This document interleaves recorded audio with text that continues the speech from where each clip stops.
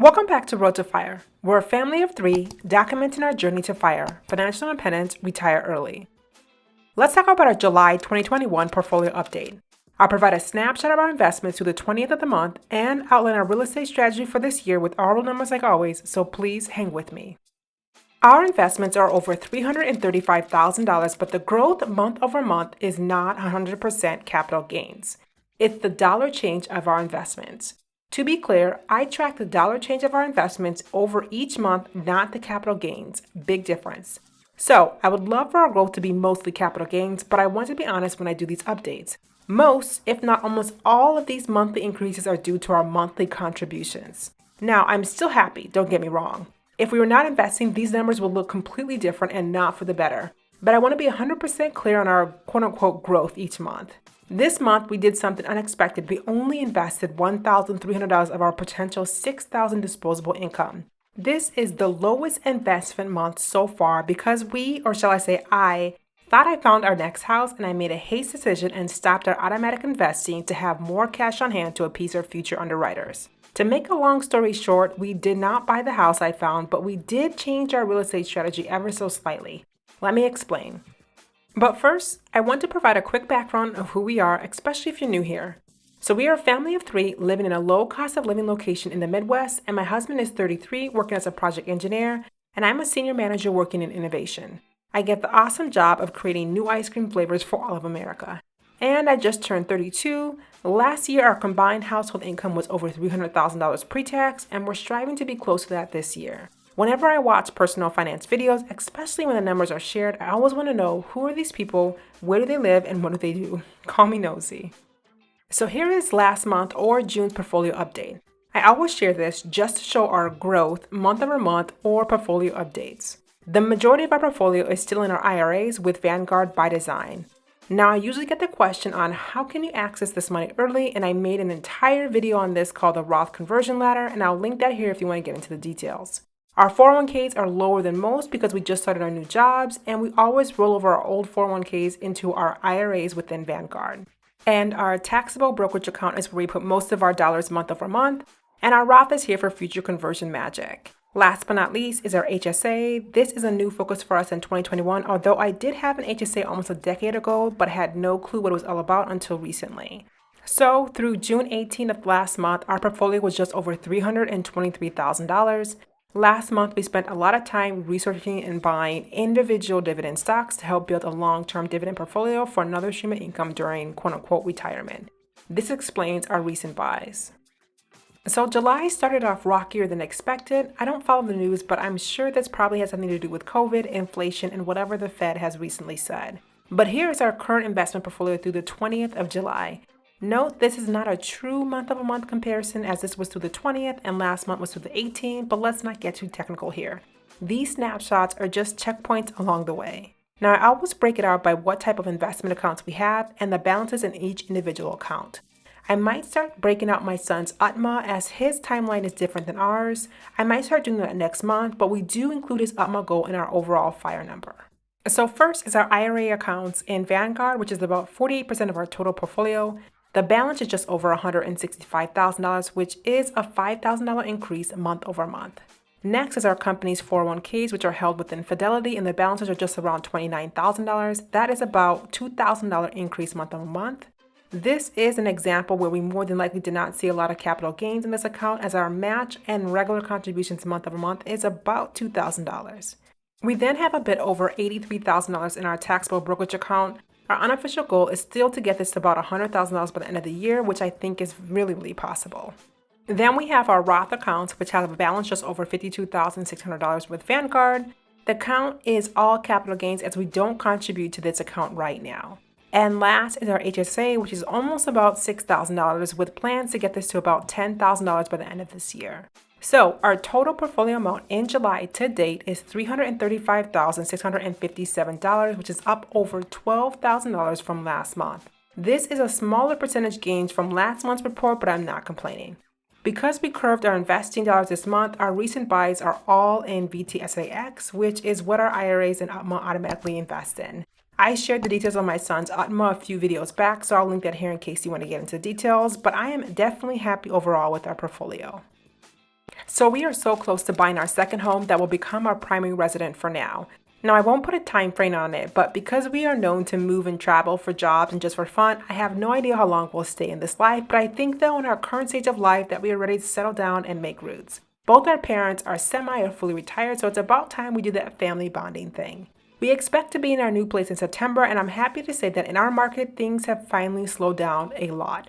My realtor has called just to quote unquote check in. I know he's itching for a sale, so I was blunt with him. Has things slowed down? And he was quick to say yes, and I almost couldn't stop laughing. We live in a nice location in my opinion, but it's not a top 25 city for most. But because we're ready to buy soon, we are making the final updates in our current unit, and we've outlined our needs and our wants in our new place. But when we started outlining our must-haves, we found ourselves shifting from our current plan. So here are the 3 options we can go for in our next property. Number 1 is buying another duplex via house hacking. We won't be able to do an FHA loan, but that's okay. With this, we'll be able to get another investment home and continue to build our portfolio for the long run. Of course, this comes with some obvious drawbacks. Number 2 is a single family home in the city near my friends and family and my son's future school. That's what we were originally planning to do, but option 3 became available. We will still get a single family home, but with land. And when I say land, it's at least 2 to 3 acres of land. Now, because we live in the Midwest, all 3 of these options are in the same price range, with option 3 actually being the cheapest. So we opted to go with option number 3. So why do we want to have property with land now? Where to begin? Number 1 is long-term real estate plans. We would love to split off the land and use portions of it for different reasons. For example, we would love to create short-term rentals, probably a getaway with tiny houses. My husband would want to build an office for his future business, again, maybe with tiny houses, and my parents, and they will need a place to stay when they get older. I would love to build a guest house or ensuite for them, or use that for rental income for the future. Number 2 is obvious, privacy. We are introverts. I would say I've always been an introvert, but as I get older, it's getting worse. Like I don't mind being home all the time. We just want our space and 100% privacy just to live.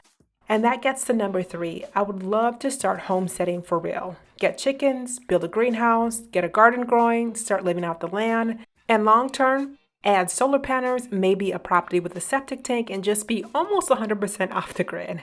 I can dream right. And last but not least is generational wealth. I would love to give my son not only a home when we leave this earth, but also land, ideally acres of land. Now, my father-in-law has hundreds of acres of land abroad, and I would love to amass a fraction of that over time to give down to the next generation. I'm sure most people won't get what we're doing. They won't understand. Like, why would we move out to the country and start homesteading? Most people are moving back into the city as things kind of get back to normal, while we're moving in the opposite direction. We'll be going into the country or the outskirts of the suburbs to find our new home. I can already see the faces of my coworkers or parents once I tell them our new address. It's because long-term wealth is key for us, but the foundation of long-term wealth for us is peace of mind. I know once we move out of the city and start living for ourselves versus living how others expect us to live, we'll find more inner peace. Honestly, it's okay to think about things differently and do things differently. There's nothing wrong with that. But to make this happen, we have to make sure that our current rentals P&L stays balanced. Here is our projected rental properties P&L once we move out. Right now, we have been fortunate to have not many issues with our unit or tenant, so that has been a blessing overall. Our 4 ongoing expenses are our mortgage at $1,964, water at $65, trash sewage at $58, and lawn care, which would be snow care, at $50 overall. We do have maintenance fees, but that is because we were updating the unit, but we have not needed anything to be fixed so far, just TLC updates overall. Now, our projected income would be for Unit 1 at $1,200, which is locked in through next August, and Unit number 2, which is what we live in right now, can go for about $1,650. This is what the last landlord had the unit listed for, and that was about 1.5 years ago, and before the updates we made, so I know we can go higher, but I'm being conservative here. If we stay at these costs, we will cash flow about $700 a month, and if we added in maintenance, let's say $150, then we'll be closer to about $550, which is still great to me. It's someone else overall paying our mortgage plus more. But I have to disclose the obvious. We have put in so much money to update this unit over the last several months, almost immediately. Also, there is a huge shortage of quality trade workers in our area, which has also inflated our costs. But we luckily finally found a guy who can get things done effectively and at a great rate. What we have done so far is a mini kitchen remodel, bathroom updated, exterior paint jobs per FHA, sidings repair per FHA, new handrails, new lawnmowers, and we still have a few more things to do before we move out. So owning a property is not easy. There are many hidden costs to be aware of. Now, I did make mock budgets for worst case scenarios. I always do this in Excel. What happens if we can't find a tenant? What if the rent is lower than expected or higher?